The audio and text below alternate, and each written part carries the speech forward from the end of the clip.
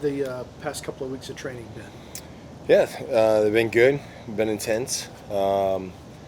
Obviously, use this time in a smart way to, um, you know, try and hit the reset button to make sure we can finish strong for the final 9 games. Rob said that on Monday he thinks that y'all 100% got better. Is there anything specific that you've noticed that the team's improved? I think just the different concepts that obviously they've been implementing within the group, so to hopefully implement into the games. Um, but I think overall it's been a good period in terms of training, in terms of the intensity, um, in terms of the competing aspect of, like I said, this was a long period without a game, and so you've got to try and make sure you put everything into these training sessions to get something out of it, knowing that there's no game on the weekend. There's a lot of reasons that Saturday's match is going to be a challenge from quality of the opponent, travel, and everything. But which one is going to add the most difficulty to it? The opposition.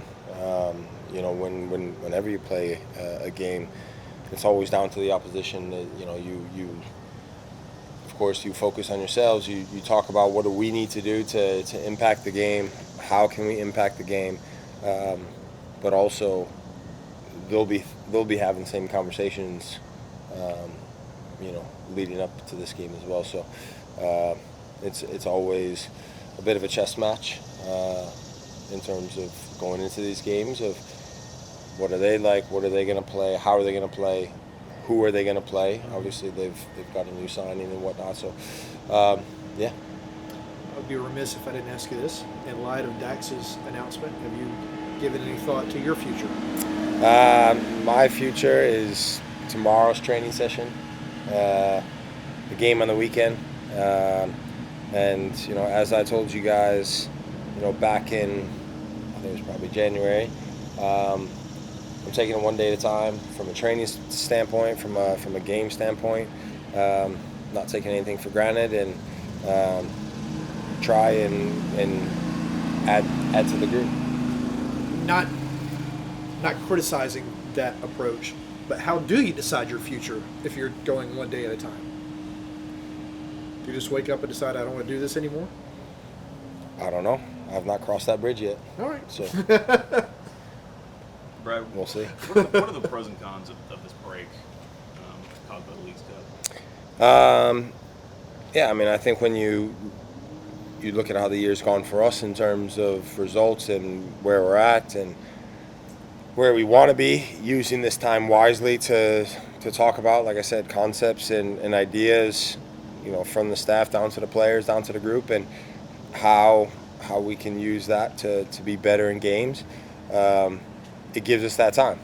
The downside of it is there isn't that game to go in and really get stung by a bee. Jeez. There isn't that game to then go and I don't know if I'm gonna say space here. There isn't that game to then go out and really test yourself, right, in terms of what you're working on in the training field to then transition into a game. So, for us, it's a time to, like I said, to hit that reset button a little bit and really look at things on the field and how we can be better in games. And so, yeah, being able to use that as a benefit as opposed to a hindrance. How would you kind of categorize the state of this team right now? Just kind of coming out of the transfer window, you've kind of got the group that's going to be, in the ship for these last 9 games. Kind of what's the feeling like in the locker room? Yeah, I mean, we know there's a lot of points to play for, but we also understand the urgency. We understand the necessity to get points and pick up points along the way. We're not naive to think that there's loads of time, and so we need to try and get after that, and that starts with Saturday. What is this team capable of in your eyes?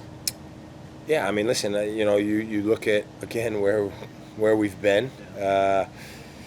You add a player, obviously like Alexi, we've seen him in the last 2-3 days now within the group. So you see his quality and what he brings to the group, and there's potential there to go and get into the playoffs. And I've always said once you're in the playoffs, it's a whole new little season. And you look at the Leagues Cup and what it's done for one or two teams in terms of the runs that they've had, in terms of confidence, in terms of belief within their groups and their locker rooms. So we want to try and treat these 9 games with just that, and take it, starting with Saturday, as an opportunity to pick up points and pick up some confidence and kind of get this thing going. How's Alexi fit into the group on and off the field? Yeah, he's been good. He's been really good. Like I said, his quality is certainly evident to see, and what he brings, on the field is going to be really helpful. Off the field speaks great English, as I'm sure you guys have heard and have seen. So that part's been good, and so just trying to get to know him, help him get settled as much as possible, as quick as possible, so that he can focus on helping us on the field. How important is that factor in your mind, especially as the captain, getting you guys not just here and into training, but comfortable being in a new city? Yeah, for sure, it's huge. I think you guys probably asked me that back in January, like preseason, right, when there's a bunch of new guys and they've come in, and I've always said I've been that guy, where you go to a new country, you go to a new club, and you're trying to find where do you fit in, and trying to find your feet both on and off the field. And the more guys that you can put around him to help feel comfortable, the better. I reached out to a former teammate of mine that he played with over there, and kind of getting not the backstory on him, but just what's he like, this and that. So as soon as he comes in the door, you're able to chat with him and have some common interest and things like that. So that part's been really good. He seems to always have a smile on his face, which is really nice to see. And you want that, right? You want guys that, one, want to be here, but two, enjoy coming in and helping the group. So getting Alexi in, the time between games, has it almost felt like another preseason in a way? A little bit, yeah, because the games, obviously, it's been so long, right? It's been almost 3 weeks, 2.5 weeks, I guess. But yeah, it's that part's challenging. You come and you don't want to get into a monotonous routine of just coming in, train, go home, come back, train. And so the staff's done a really good job of making sure that trainings have been varied, have been competitive, have been a real purpose behind them in terms of keeping things fresh for us as a group, knowing that there isn't that reward of a game on the weekend, and so now we have that come Saturday. Do you feel like this is kind of the first chance to really work with Rob and Carl and Matt in this scenario, because they take over and it's a game every 3 days, right? And you don't really get normal training, right? Now you're starting to get that. For sure, and again, you start to be able to see the concepts that they want us to work on, and where they think we can be better at, and how we can be better, and so they start to pass along those ideas to our guys, and now it's down to us as players to hopefully translate onto a match day scenario, a match day field. Who was that former teammate you spoke with? The captain, Martin Duroux. Oh, okay. And did you want to rebut Dax McCarty's claim that goalkeepers just play patty cake during training? I don't know how much you guys see him jumping on each other's backs over there? I don't know what that was. I already told him. Kind of more seriously, with talking about Rob's way he's structuring trainings and stuff, has he done anything to try to replicate a game situation at all? I know all of it's kind of geared towards that, but I'm curious if there's been any kind of formal scrimmage or a preseason game, almost like an inter-squad friendly or something like that. Yeah, we did something similar to that. So we had one of those.